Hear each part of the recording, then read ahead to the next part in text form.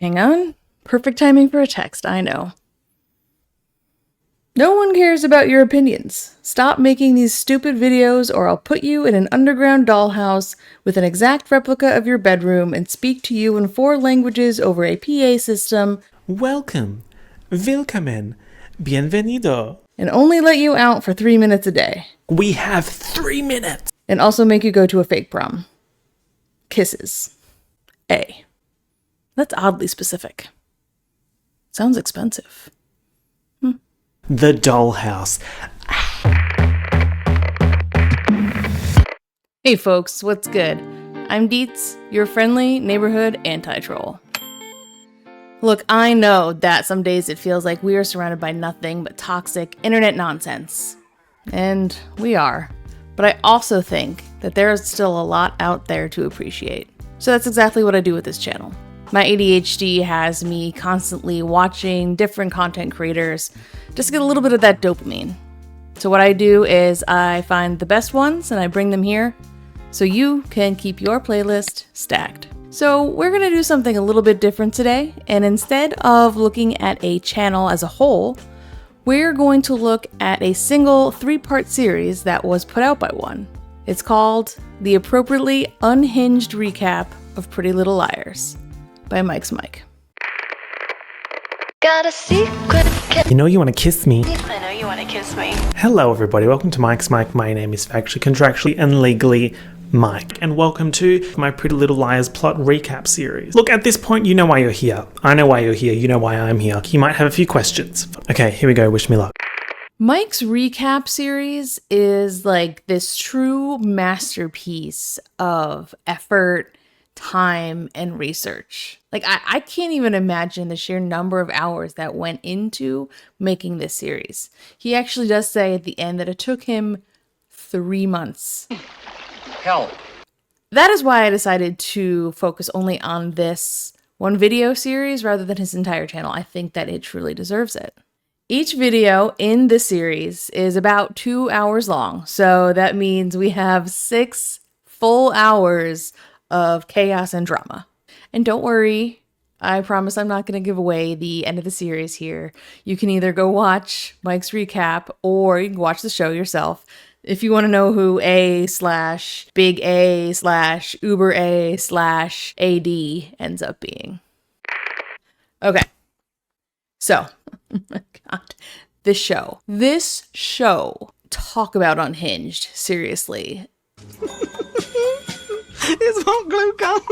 Pretty Little Liars was so chaotic. It was so overly complicated. The plot lines, just everything was wild. Logistically an absolute nightmare. I remember getting lost in just the sheer number of characters that there are, let alone all of the plot lines, the subplots, the red herrings. I want to know if there was like a continuity expert involved when they were writing the plot of this show. It was so complicated that the more that I learned, the less I understood. Truly, like I would actually try to look things up to understand them and come away from that research knowing even less.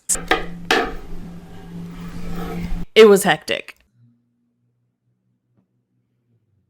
You guys, that's hectic. And it was also quite problematic. I was kind of hate watching it sometimes. There were some characters that we were supposed to be rooting for.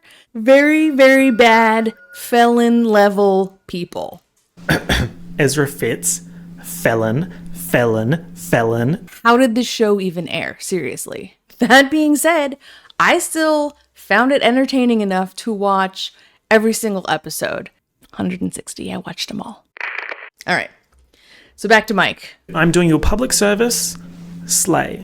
First, he does go into a little bit of explanation about how he sets up his series. In this video series, we will be doing the deepest possible dive into the plot and characters of the television show Pretty Little Liars. He kind of goes into how he's going to tell the story, what he's going to be focusing on, and the visual aid he'll be using as he does so. And each season is assigned a color of string, and the string color designates relationships and plot interactions between the characters. This wall is It's huge. I mean, it is more like a piece of art than it is anything else. And it absolutely shows a visual version of how unhinged and chaotic this show really is. This is what I enjoy. Okay, so on to the recap. Blah, blah, blah. The mums are trapped in the basement. Rather than going into the history and the facts of the TV show itself, Mike focuses mainly on the characters and the plot of the show. This show has potentially the most convoluted plot on any TV show that I've seen. And yes, it's obvious. He loves the show overall. Like, how could you do this series and spend 3 months on something if you don't truly love it, right? At least I would hope so. An obscene amount of work went into this video, so, But I also really appreciate that Mike is very clear about what he doesn't like. Felon Ezra fits, Felon fits, Ezra flops. He also is very clearly acknowledging that the show can be both bad and incredibly problematic at the same time. This is definitely one of my favorite TV shows. I absolutely love it. That doesn't excuse the show from being ridiculous and problematic. And if I say things like, Marlene, you're not seeing heaven, it's a joke. Some of the shit in this show is just absolutely not it, babe. But overall, Marlene, that's my bestie. And for more than one reason. And that's what we're here to do today, to end all the good things. And another note about how he does the recap is that he doesn't actually show scenes from the show throughout the video series.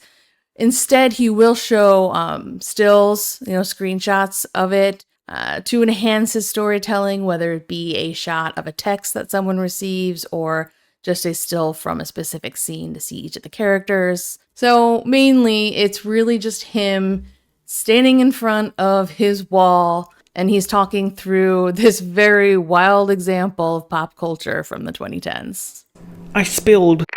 Now, even though this show is a rabbit hole of pure pandemonium, Mike does a really great job of setting up each scene or each plot line with great detail. Hannah and Emily are upstairs with Noel.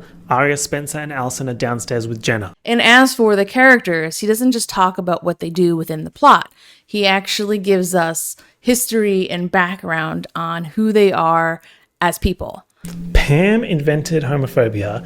Jenna invented the flu. Who their friends and enemies are. Because he's basically like, she was a piece of shit. She was horrible, horrible, horrible, nasty, nasty girl. What they've done in the past and in the present. These girls have been dealing with this shit for how many months? Dr. Sullivan arrives on the scene, they tell her, and bitch, that night she works out who A is. And why they might just be like an absolute menace. It's like this girl is blind, but she's also Thanos level threat. He offers us a real complete picture of who each character is, so that when they go off and do something wild, we have kind of this context about why they're doing it, and why otherwise it might seem like just a totally chaotic moment. How did you two meet? She tried to kill me. Because it's probably chaotic, but, that's what the show is, I guess. About 5 people have been murdered in this small town in the last 18 months, and the public response is to just go, oh no. And, along the way, Mike shares his own opinions, for sure. Yes, slay Marlene. My favorite thing about this wedding is that Mike isn't there. He's super clear on what he does and what he doesn't like. And the way that they frame mental illness in this show, it makes me a bit uncomfortable, to be honest. Who his favorite characters are. Not X to the power of A. She doesn't deserve that. Yes, she did some shady shit, but she was justified in everything that she did. She's a criminal, but she's my bestie. And which episodes he thinks are the absolute best and worst. Ain't no show topping the Pretty Little Liars Halloween specials. When I get to the Halloween train, you're going to be gooped and gagged. Mike will also point out a lot of plot holes and red herrings along the way, which for me personally was actually very helpful. Like, I'm sorry, what is going on? Why are the Amish involved? There are so many twists and turns that do not need to be there in the first place. And we never find out what was in the fucking bag, ever. It's a plot hole. Marlene. Throughout it all, Mike's humor and personality absolutely shine through. This is what I've been most excited to talk about. He's got this super dry sense of humor. Then we have Alison De Laurentiis as Lady G. This wig should be in a museum. I fucking love this photo. I use it as a reaction meme all the time. He'll throw in an impersonation of a character. Are you a sour girl? Are you a sour girl?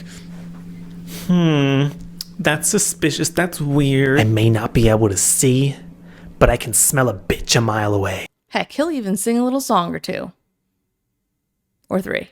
It's a new dawn, a new day, and I'm feeling slay. But one of my very favorite things about Mike, the wig, the Allison wig. There's only two types of people in the world. The ones that entertain and the ones that observe. Love a better and the sweet. He has got this ratty shake and go wig that he puts on whenever he wants to embody Allison.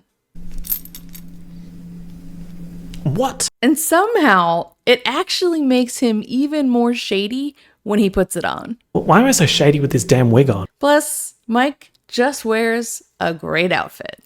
He wears exactly what he wants to wear, when he wants to wear it, even though he knows it might be a little bit ridiculous. Yes, I am standing here with my Alison De Laurentiis wig, a skiing glove, and my Minions merch. What's the issue? And plus, sometimes I think he was filming for so long that he got a little loopy, which is yet another layer to the chaos. Why was I whacking myself in the head? That really hurt. Honestly, Mike's just really fun to watch. Actually, yes, I'm officially proposing International Dollhouse Day. This is a major piece of plot, so pay attention. I think Mike deserves a little bit more appreciation with a compilation of sorts of some of my favorite clips. Ooh. To kind of cleanse the soul of all of this Pretty Little Liars madness. And who was going to stop her? No one. Well, I mean, someone did stop her. John Wayne. I mean, she spilled though. 3, 2, 1. Pastor Ted, Glizzy, Slime Girl, Blob, and Eminem. Noel Khan, Lucas, Paige McCullers, Cece Drake, Jenna motherfucking Thanos Marshall, Ravenswood. I'm a Black Widow baby. Oh my god, I nearly fell over. Tippy is an icon. Did you miss me? Did you miss me? I know you want to kiss me. Maya knew that I've got a big fat ass.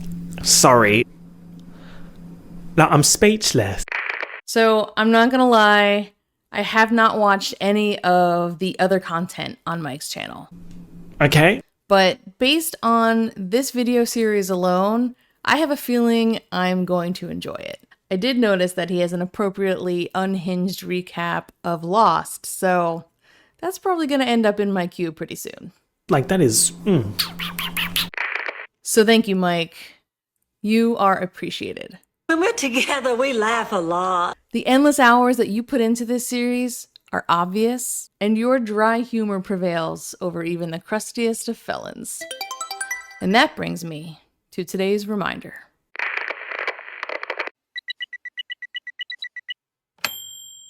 Today's reminder. If you have a question about it, there's probably a YouTuber out there making appropriately unhinged recaps about it. So leave me a field hockey emoji today to let me know that you made it to the end of this video. If you know, you know. Now, if you want to check out Mike's series, I will leave a link to part 1 in the description below. Remember, there are 3 parts in total. Do you have someone you think should be appreciated on this channel? Leave a comment below and let me know. I'm always looking for new content creators to check out. And one last reminder, don't forget to vote. It's so important. How else can I make myself look like strong woman? Vote, bitch. If you haven't registered yet, there is still time, and I will leave a link in the description below so that you can register right now. I've also got a few more shoutouts I'd like to give to people who left comments on last week's video about East Anglia bushcraft. Craig himself reached out and left this really sweet comment. He also ended up sharing my video on his Instagram account, which was huge and unnecessary and so appreciated. I also chose these 3 random comments that were left on that same video. So thank you to Tim Juke 1, Vanessa Rose 44, and Willow Moon 364 for leaving these really kind comments. And honestly, I'd just like to take a moment to thank everyone else who has subscribed, left a comment, or liked one of my videos. You are all appreciated. And if you want more content creators to binge on, you know I got you. You can check out one of these videos right here. And otherwise, I'll catch you in the next video. Bye. The Dollhouse episodes are so fucking fantastic.